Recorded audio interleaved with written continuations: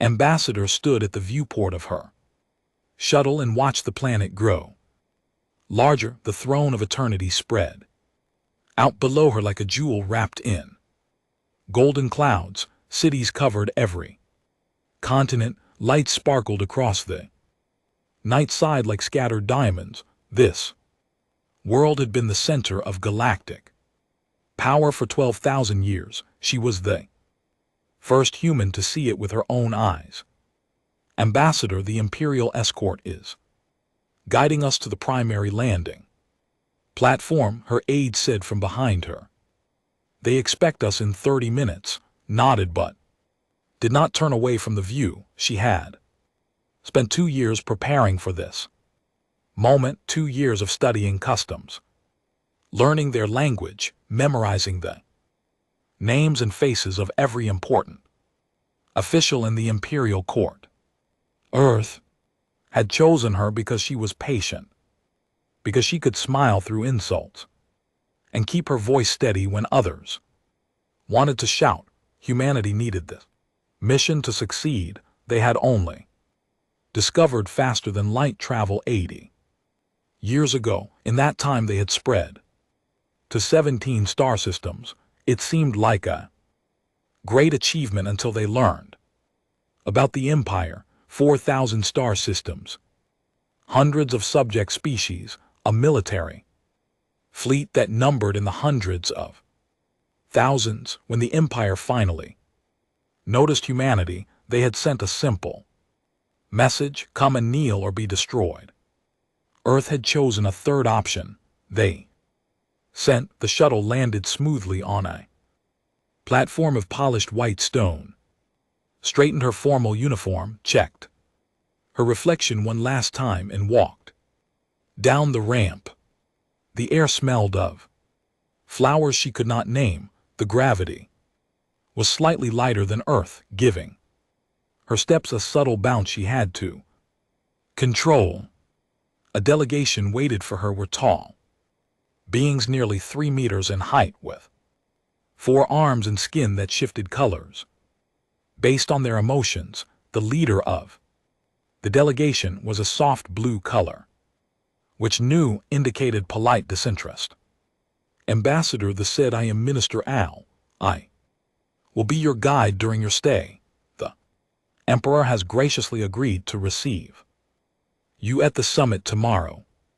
Thank you, Minister. Earth is honored by His Majesty's generosity. Al's skin flickered briefly to a pale yellow. Amusement New. He found her gratitude funny. To him she was a representative of a species barely worth noticing. 17 systems, 40 billion people. The Empire had single cities with larger populations. She smiled and pretended not to notice. The next day entered the Grand Hall of Voices. It was the largest enclosed space she had ever seen. The ceiling disappeared into darkness far above. Thousands of delegates from hundreds of species filled the hall, each group in their designated section. Section was at the very back near the doors. The message was clear: humanity barely deserved to be here at all. She took her seat and waited.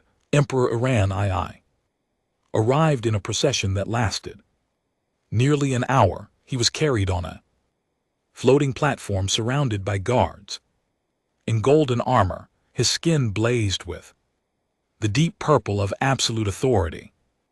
When he finally took his throne at the center of the hall, the gathered delegates fell silent.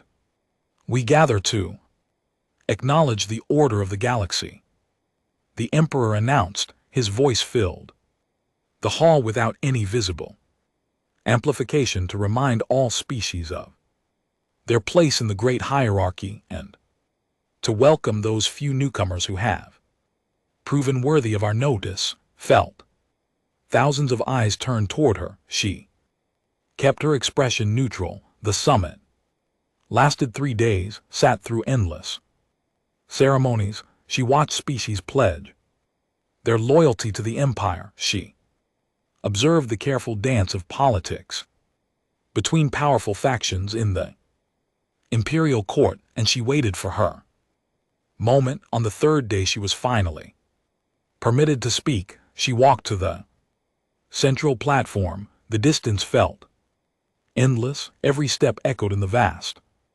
hall.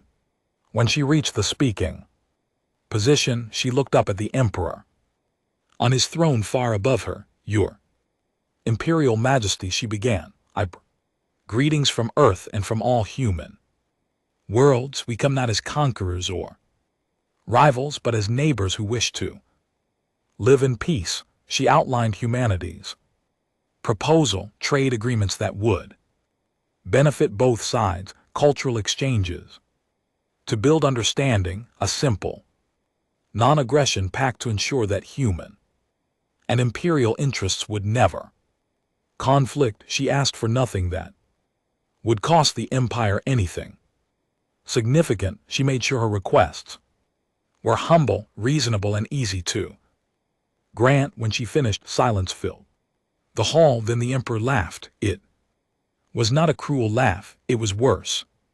It was the laugh of someone who found a small creature doing a clever trick, amusing but ultimately meaningless. "The humans wish for peace," Auroran said.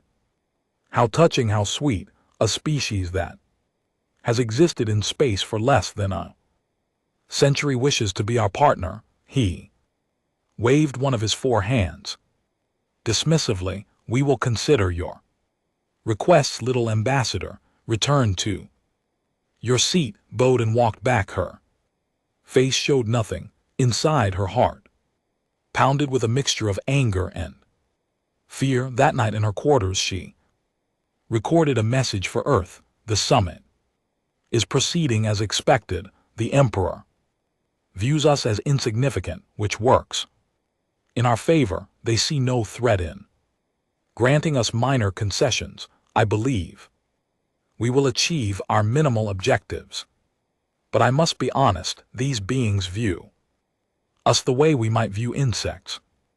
Changing that perception will take generations." She sent the message and tried to sleep.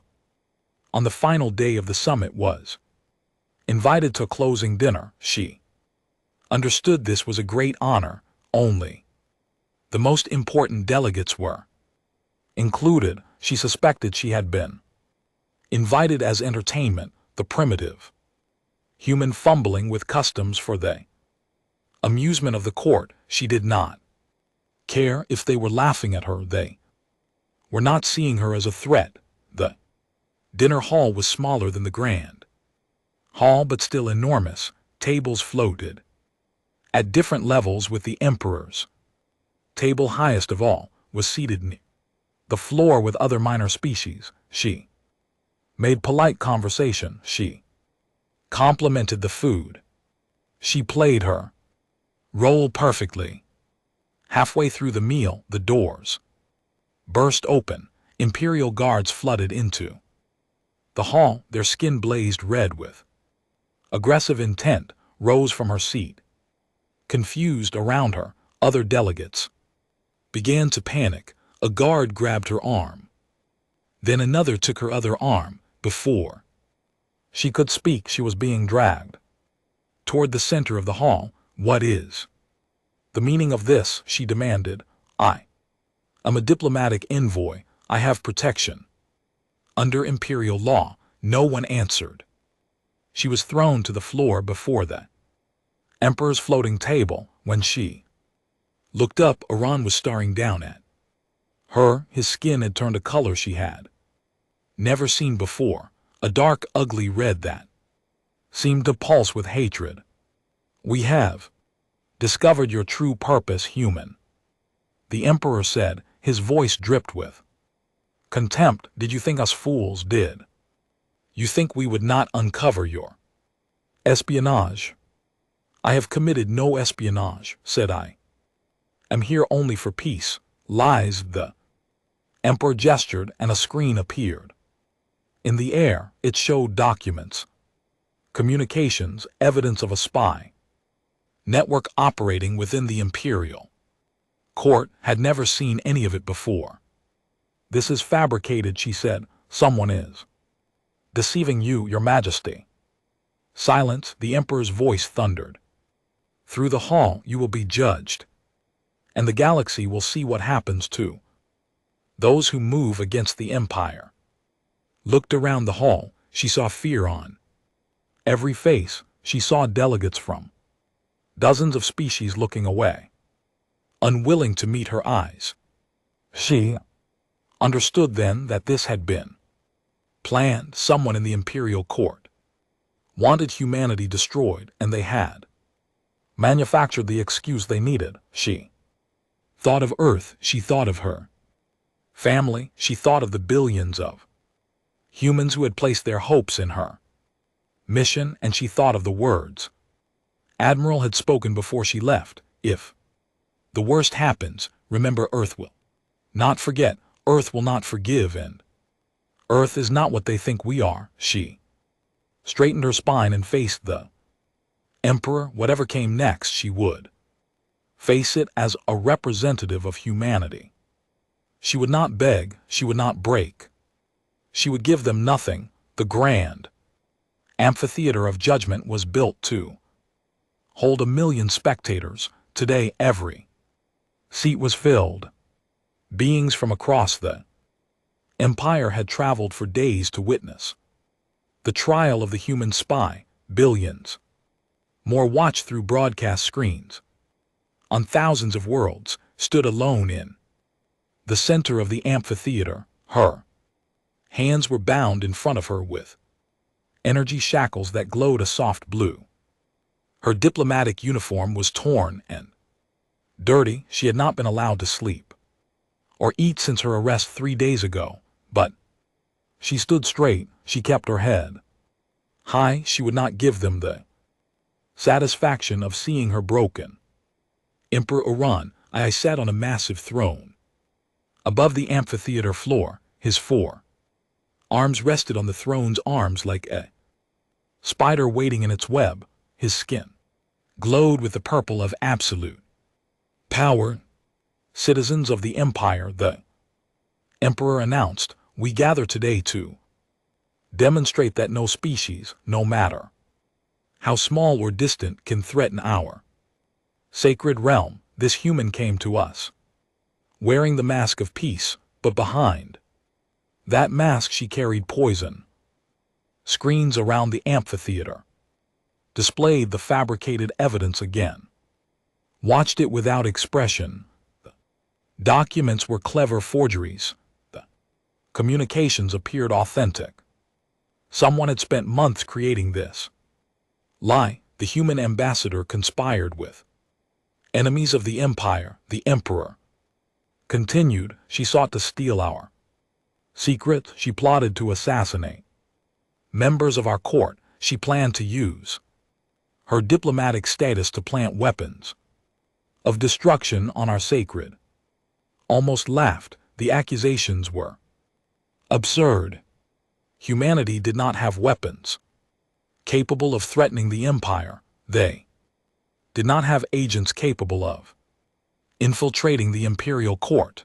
The entire story was ridiculous to anyone who understood how young and weak humanity actually was, but no one in the amphitheater cared about logic. They wanted blood. She could see it in their eyes, in the hungry way they leaned forward in their seats. The trial lasted 11 minutes. A prosecutor presented the evidence. No defense was permitted, was not allowed to speak, to question witnesses, or to present her own evidence. When she tried to speak, guards silenced her with a shock from her shackles that dropped her to her knees. At the end of 11 minutes, the Emperor rose from his throne.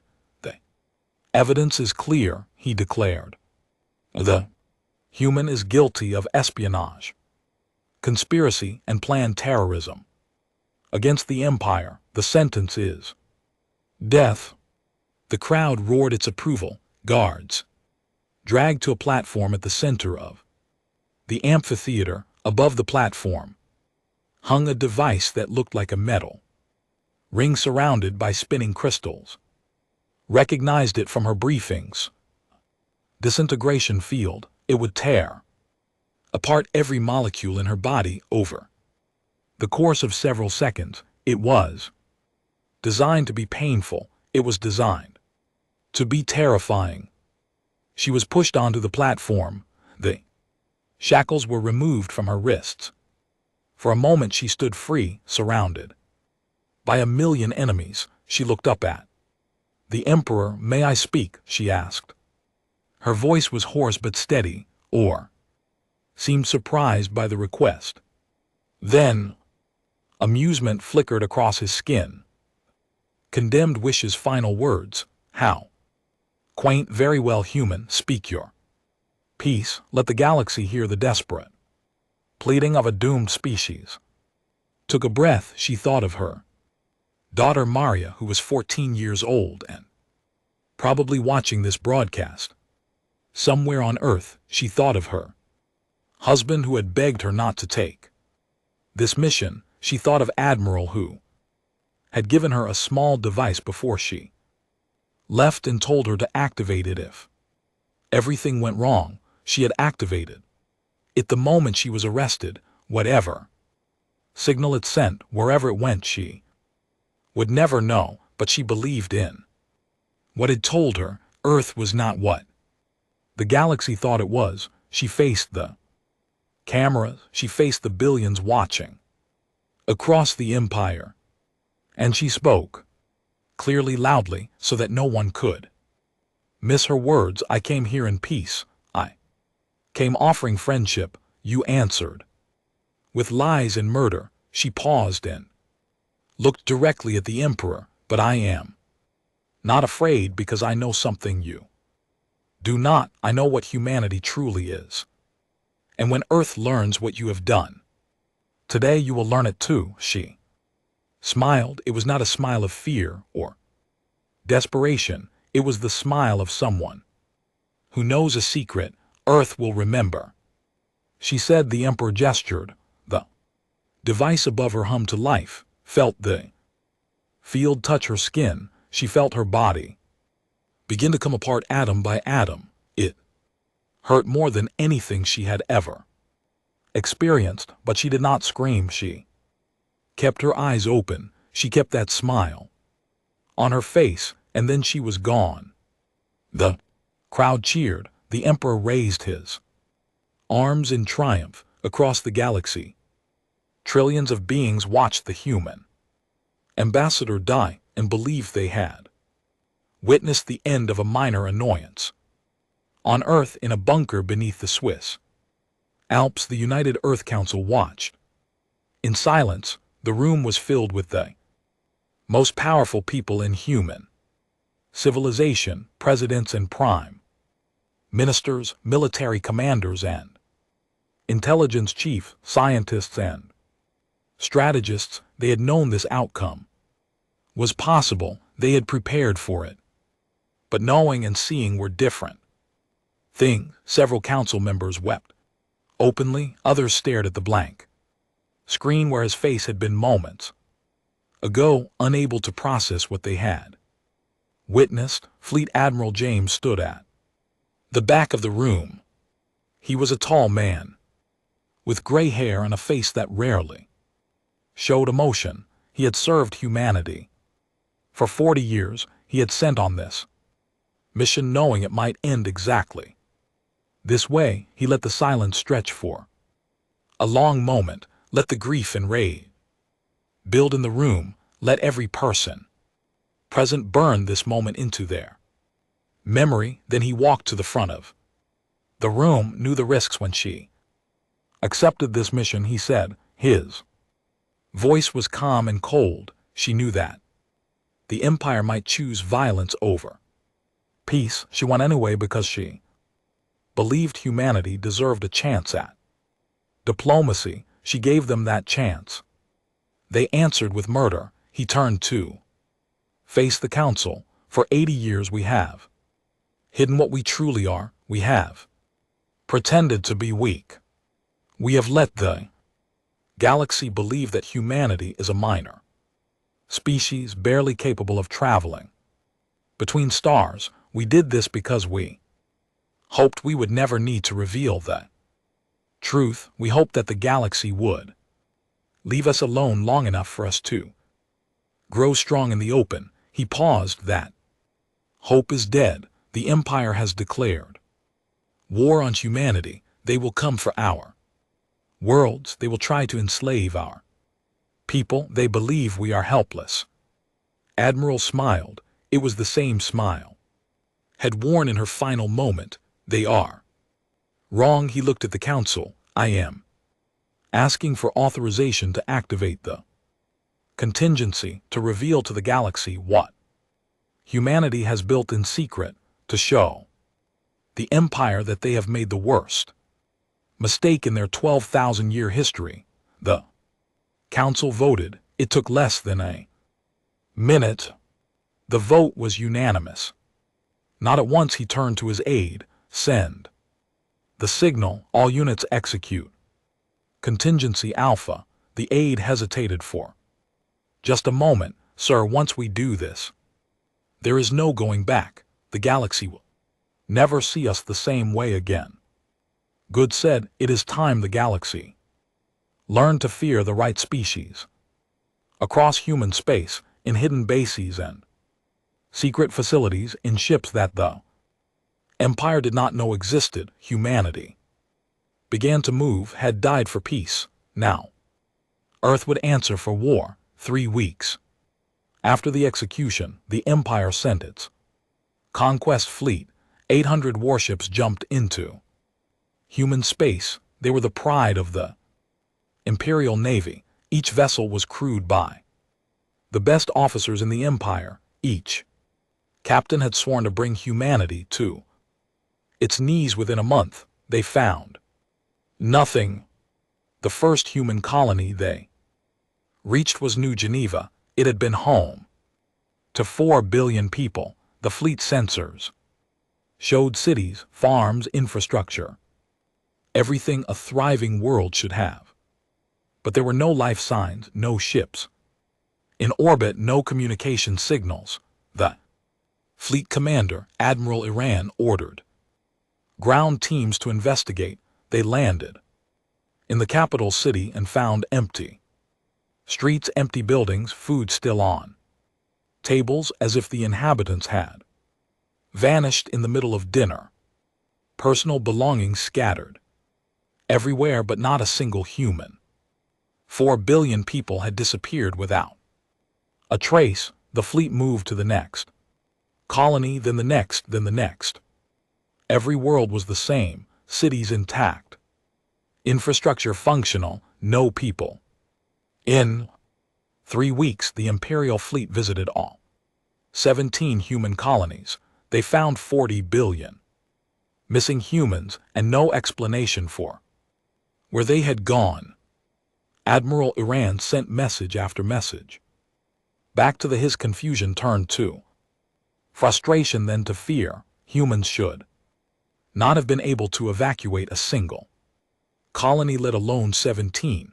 They did not have enough transport ships. They did not have anywhere to go, and yet they were gone. Emperor Iran II received the reports with growing unease. He had expected a quick conquest, a few battles, perhaps some resistance, then surrender. Instead, his fleet was wandering through empty space, conquering worlds that held nothing of value. Find them, he ordered. Search every asteroid, scan every moon.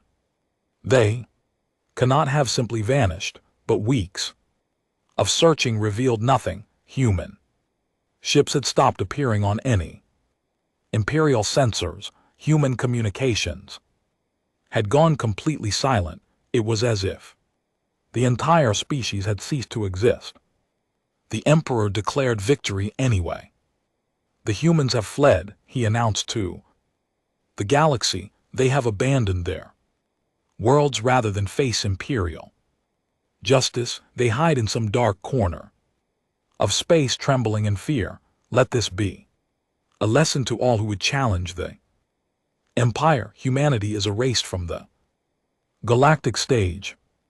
Many in the Empire celebrated the threat, such as it was, had been eliminated without a single battle. The Emperor's wisdom and power had proven absolute, but others were not so sure. Among the subject species of the Empire, quiet whispers began to spread. How had the humans escaped? Where had they gone? If they were truly primitive and weak, how had they achieved the impossible? Minister Al, who had greeted Ambassador on her arrival, found himself troubled by questions he could not answer. He had studied humanity before the summit. He knew their public capabilities. They had barely discovered faster than light travel. Their ships were slow and few. Their military was tiny. Nothing he knew explained the empty colonies. Nothing he knew explained how 40 billion people could vanish overnight. He began to dig deeper. He accessed classified intelligence reports. He spoke with agents who had studied humanity before the execution. What he found disturbed him greatly. The intelligence on humanity was almost entirely based on what humans had chosen to show the galaxy. Their ships, their colonies, their technology, all of it came from public sources. The Empire had no spies among the humans, no infiltrators, no deep sources. They had assumed humanity was too primitive to be worth infiltrating. They had assumed what they saw was all there was. What if they were wrong? Al brought his concerns to the Emperor. He suggested that perhaps the conquest should proceed more cautiously. Perhaps they should investigate where the humans had gone before declaring victory.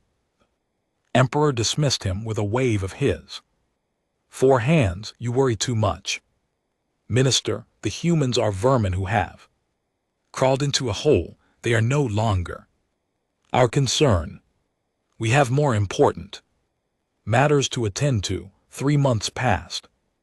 The Imperial fleet remained in human space, occupying empty worlds and waiting for orders. Some soldiers grew bored, others grew nervous. The silence felt wrong. Victory should not feel like walking through a graveyard. Then, exactly 3 months after the execution, something happened. Every communication relay in the galaxy received a message at exactly the same moment. Not just Imperial relays, every relay, thousands of them spread across hundreds of light years. This should have been impossible. Messages traveled through relay networks sequentially. There was no technology in the Empire that could send a simultaneous signal to every relay at once. The infrastructure did not support it. The physics did not allow it. And yet it happened.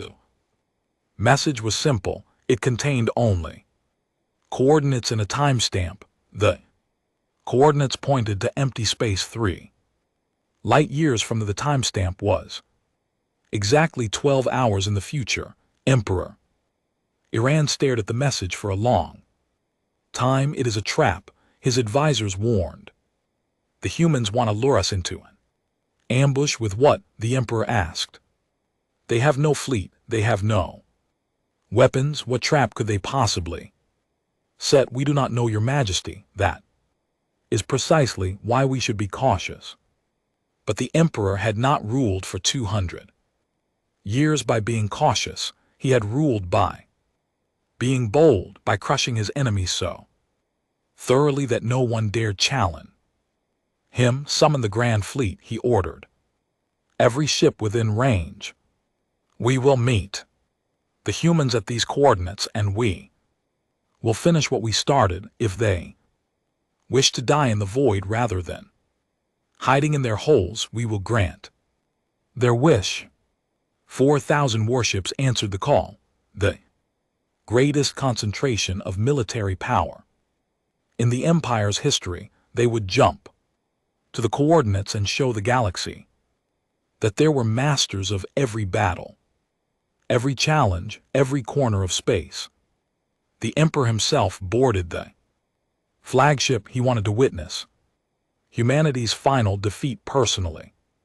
As the fleet prepared to jump, Admiral stood on the bridge of the UES. Remembrance, his ship floated in a pocket of folded space that no Imperial sensor could detect.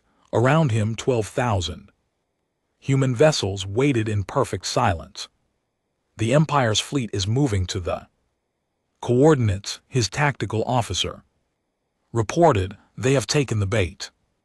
Nodded. Good. Signal all ships, prepare for emergence, and remember, we are not here to destroy them, we are here to teach them. He looked at the tactical display. 4,000 Imperial warships, the largest fleet the galaxy had ever assembled. In 12 hours they would learn what humanity had been hiding for 80 years. In 12 hours the galaxy would change forever. Allowed himself a small smile. He said quietly, I hope you are watching. The Imperial Grand Fleet arrived at the coordinates with the confidence of absolute power. 4,000 warships arranged themselves in perfect formation, weapons charged, shields at maximum.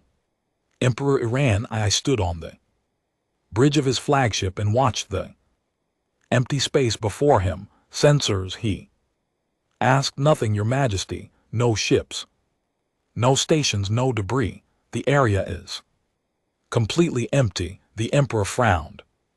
He had expected something, a desperate human fleet, a hidden weapon, some pitiful last stand. Instead there was only darkness.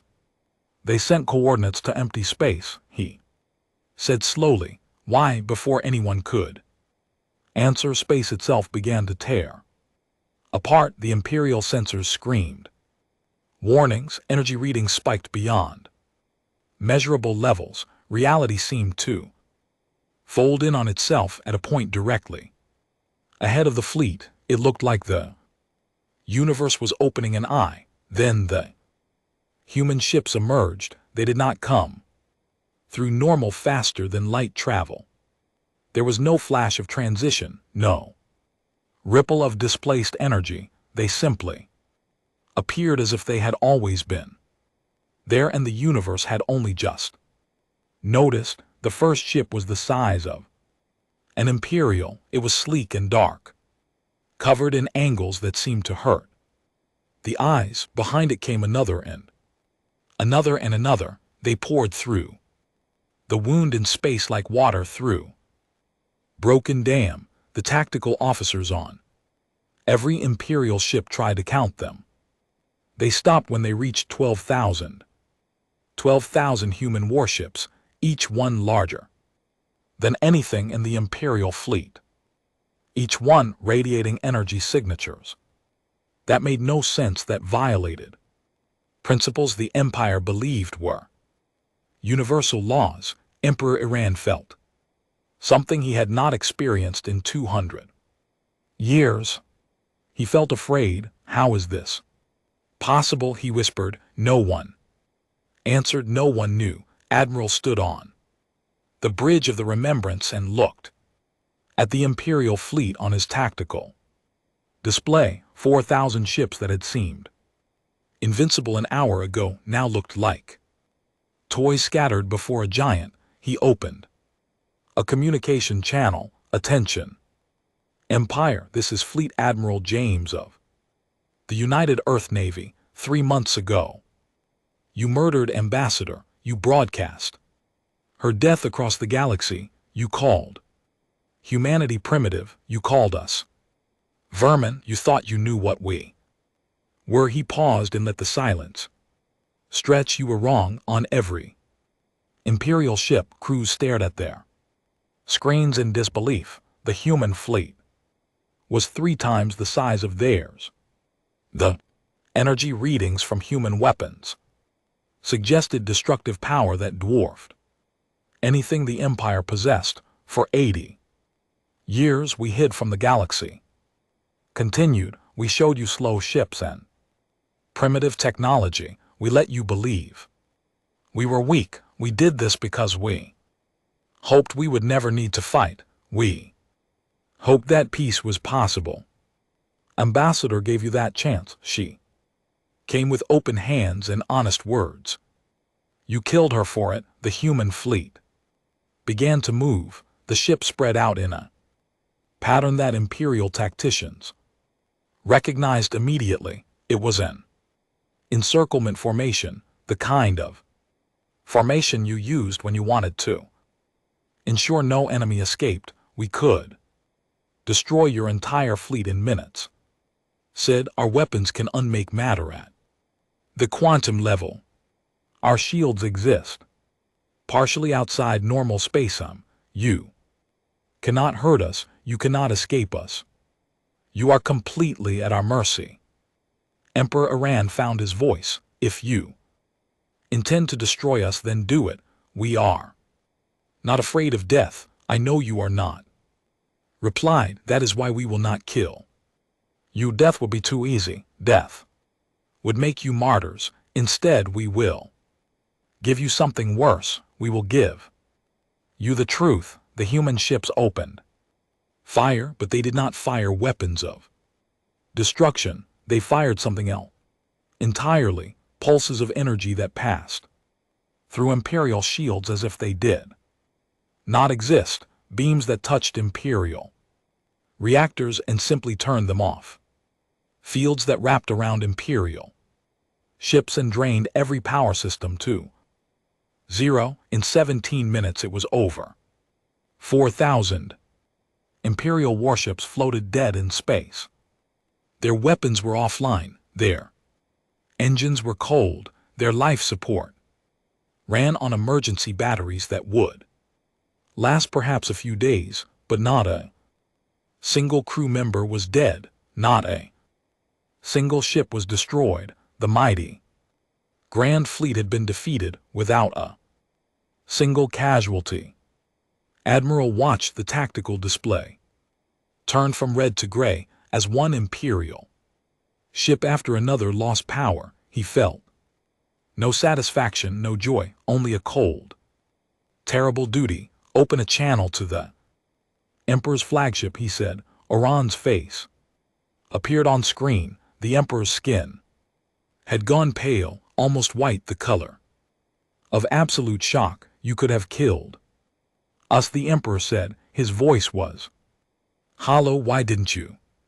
Because killing you would change nothing. Said you would become martyrs. Your empire would rally to avenge you. The cycle of violence would continue forever. He leaned forward. We do not want to rule the galaxy, Iran. We do not want to replace your empire with our own. We want something far more dangerous to you. We want the galaxy to see you as you truly are. What do you mean? We recorded everything, this entire battle. 4,000 ships against our 12,000. Your ancient weapons against our technology. Your complete and utter helplessness against an enemy you called primitive. Smiled grimly, and we are going to show it to everyone. The Emperor's eyes widened. No, you cannot. We can, and we will. Every species in your empire will see what happened here today. Every slave world, every subject race, every being who has lived in fear of power for 12,000 years, they will see the truth. They will see that you can be beaten. They will rise against us, the Emperor whispered. Yes, said they will, not because we tell them to, but because you have given them no reason to stay. You have ruled through fear alone. You have offered them nothing but chains. When they see that the chains can be broken, they will break them. He stood and straightened his uniform. Your rescue ships will arrive in approximately 6 hours. We have left your life support functional. You will survive, and you will spend the rest of your life watching everything you built crumble away. The Emperor said nothing. There was nothing to say. One more thing added. You asked why we did not kill you. Here is the real answer. Came to you in peace. She offered friendship. She believed that all species, even yours, could learn to be better. She died believing that. I refused to prove her wrong. We will not become what you are. We will not rule through fear and murder. We will simply show the galaxy that there is another way. He reached for the communication controls. Goodbye, Emperor. Earth will remember. And now so will everyone else.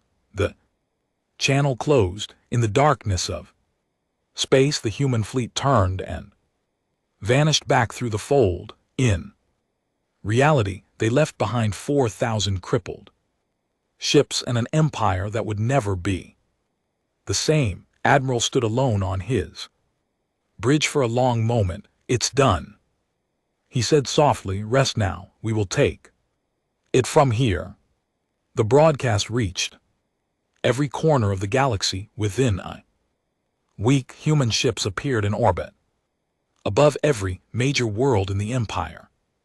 They did not attack. They did not threaten. They simply projected the same recording onto every screen, every communication device, every public display. 17 minutes of footage. The mighty Imperial Grand Fleet helpless before an enemy they had called primitive. 4,000 warships disabled without a single shot, capable of breaching human shields. The Emperor's face pale with shock as he realized everything he believed was a lie. And then ambassadors clears throat. Face her final words. Earth will remember. On throne of eternity, the Emperor's advisors tried to suppress the broadcast. They failed. Human technology overwhelmed every block, every scrambler, every attempt at censorship. The truth spread faster than any lie could contain it. Within days, the first rebellions began. There had been slaves of the Empire for 6,000 years. They watched the recording and saw something they had never dared to dream. They saw their masters defeated. They saw fear on the face of the being who had crushed their ancestors. They rose. Their rebellion was clumsy and desperate. They had few weapons, no warships, no training, but they had numbers and they had hope. For the first time in 6, they had hope. The Empire sent ships to crush them. The ships arrived to find human vessels already in orbit, not threatening, not attacking, just present, watching. The Imperial commanders understood the message. If they fired on them, they would face the same fate as the Grand Fleet. The news of the withdrawal spread even faster than the original broadcast. The Empire had backed down. The mighty had retreated from a fight. More rebellions erupted, then more. Within a month, the Empire was burning. Admiral watched the reports from his command center on Earth. He took no pleasure in the chaos. He had not wanted this, but he understood that it was necessary. The Empire had held the galaxy in chains for 12,000 years. Those chains could not be removed gently. They could only be broken. Sir, his aide said, we have received a communication request from the Imperial Court. The Emperor wishes to negotiate.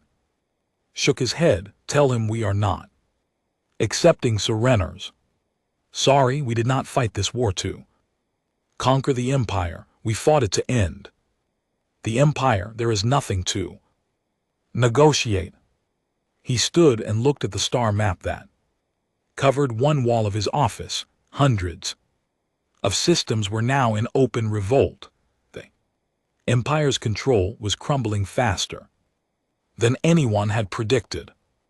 But we will not leave them in chaos, he continued. Signal the all the species that have risen against their masters, tell them that Earth wishes to help them build something new, not an empire, not a hierarchy of masters and slaves, something better. The aide nodded and hurried away. 6 months later, Maria stepped off a shuttle onto a world called New Dawn. She was 24 years old. 10 years ago, she had watched her mother die on a broadcast screen. She had been too young to understand what was happening, but she remembered her mother's face. She remembered the smile. She remembered the words. Now she was Earth's first ambassador to the Free Species Alliance. The alliance had been born from the ashes of the Empire. 47 species had joined so far, worlds that had been slaves for were now free. They had come together not because anyone had forced them, but because they had seen what unity could achieve. They had seen what happened when a small, supposedly primitive species refused to be conquered. The delegation that greeted Maria included representatives from dozens of worlds. Some had been enemies of each other for generations. Some had never met face to face before, but they had all come to hear what humanity had to say. Maria walked to the speaking platform. She looked out at the gathered delegates. She thought of her mother, standing in a similar position years ago, offering peace to beings who would murder her for it. My mother came to the Empire with a simple message, she began. She came offering friendship. She came in the hope that different species could learn to live together in peace. She was killed for that hope. She paused. Silence in the hall was absolute, but her hope was not wrong. Her hope was not foolish. Her hope was simply given to the wrong people. Maria smiled. Today, bring that same message to you. Earth offers friendship. Earth offers partnership, not as masters and subjects, but as equals. Together we can build something the galaxy has never seen. A union based on cooperation instead of conquest, on respect instead of fear, on the belief that every species, no matter how small or how new, has value. She looked at the delegates from the delegation, the beings who had been slaves longer than humanity had existed as a species. They were weeping. My mother died believing in a better future, Maria said. I stand here because of her sacrifice, and I promise you this: humanity will never forget what she taught us. We will never become the thing we fought against. We will protect our friends as fiercely as we answer our enemies, but we will always offer friendship first. She opened her hands, empty and welcoming. So here is my offer. Join us not as followers, but as partners. Let us build a galaxy where no species has to fear conquest, where no ambassador has to wonder if her offer of peace will be answered with execution. Let us make dream real. The representative was the first to rise, then the one by one. Every delegation in the hall stood. The applause lasted for nearly an hour.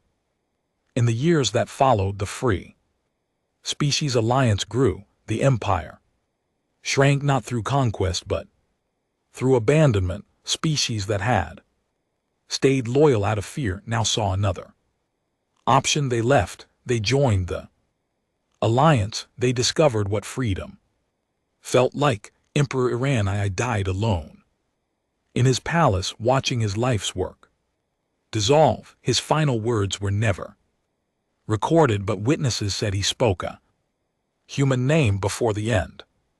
On Earth, a monument stood in the center of Geneva, a simple pillar of white Stone with a bronze figure on top, hand raised in greeting, the gesture of peace.